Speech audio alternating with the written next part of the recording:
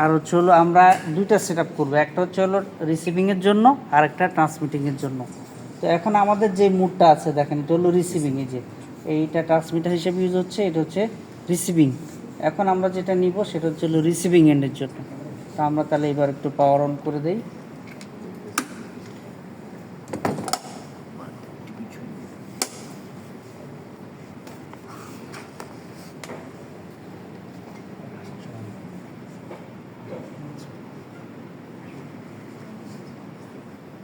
আমরা একটু কাছাকাছি ডিস্টেন্সে আসছি, দেখেন ওই যে ওখানে একটু পাওয়ারটা দেখেন, কাছাকাছি আসছি।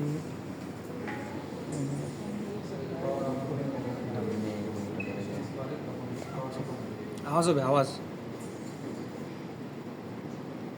ওইটা কি গ্যালভানোমিটার? এটা হলো ইনিশিয়াল অবস্থা, আমরা এটাকে জিরো করে নিলাম। দেখেন এটা হচ্ছে হলো আমাদের পাওয়ার সাপ্লাই ইউনিট এবং বলোমিটার বা ব্যারোমিটার যাই বলি না কেন। এই সিস্টেম থেকে আমাদের আরএফ সিগন্যাল আসছে। এটা হচ্ছে মাইক্রোওয়েভ অসিলেটর, ও আরএফ সিগন্যালটাকে মাইক্রোওয়েভে কনভার্ট করে দিচ্ছে, দিয়ে এই পুরাটা হচ্ছে আমাদের কমপ্লিট সার্কিট একটা। এই পুরো পথটাকে আমরা বলতে পারি একটা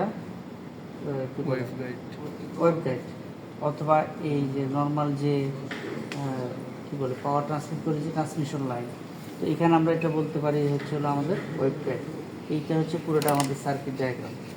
তো এখন আমরা এর ভিতর দিয়ে যে মাইক্রোওয়েভ সিগন্যালটা যাচ্ছে, মাইক্রোওয়েভ সিগন্যাল তার কতটুকু পাওয়ার আছে। তো পাওয়ার এটা হলো লো রেঞ্জে আমরা মেজার করব, এগুলো খুবই কম রেঞ্জে পাওয়ার, মিলি ওয়াট রেঞ্জে থাকবে। তো এখন আমরা দেখব, দেখেন ইনিশিয়ালি আমাদের এটার একটা কাজ আছে, এটা একটা ফ্রিকোয়েন্সি মিটার, এটা যে স্ক্রু গজের মতো একটা স্কেল আছে, এটা কম বেশি করে আমরা ওখানে ভেরিয়েশনটা দেখতে পাই। তো আমরা এটা একটা পার্টিকুলার জায়গায় রেখে দেব। এই ফ্রিকোয়েন্সি আমাদের মেজার করতে হবে না, না এটা করতে হবে না।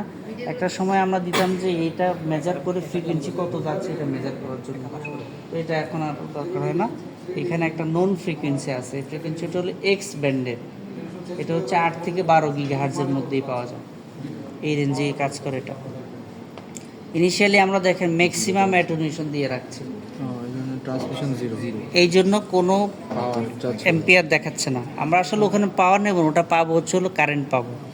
ইনিশিয়ালি আমরা ম্যাক্সিমাম অ্যাটেনুয়েশন দিয়ে রাখছি আমাদের মিনিমাম কারেন্ট, অর্থাৎ কোনো জি এখানে এই সেট আপটার জন্য 24 আছে। দেখেন কোনোই কিছু যাচ্ছে না। অনেক সময় দেখা যায় কি যে এগুলো একটু আনব্যালেন্স থাকে, তখন এই যে যেমন আমি যদি এটাকে একটু অ্যাম্পলিফাই করে রাখি, যে দেখেন একটু বেশি হয়ে আছে, এই যে পাওয়ার ব্যালেন্স নবটা দিয়ে দেখেন এখানে একটু আনব্যালেন্স হয়ে আছে। তো এটাকে আমরা ইনিশিয়াল অবস্থায় একটু ব্যালেন্স করে রাখি, ঠিক আছে। আচ্ছা, এখন আমরা ম্যাক্সিমাম অ্যাটেনুয়েশনে আমরা মিনিমাম কারেন্ট, এবার আমাদের মিনিমাম অ্যাটেনুয়েশন অর্থাৎ জিরো অ্যাটেনুয়েশনে দেখেন আমাদের 61। আচ্ছা কত আসলো, 61, তাই না? এটা হচ্ছে রিসিভিং এন্ডের, জি।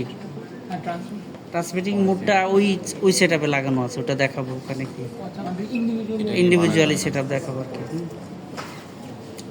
তাহলে এটা আপনারা নোট করতে পারেন, লিখে নেন পেন্সিল দিয়ে।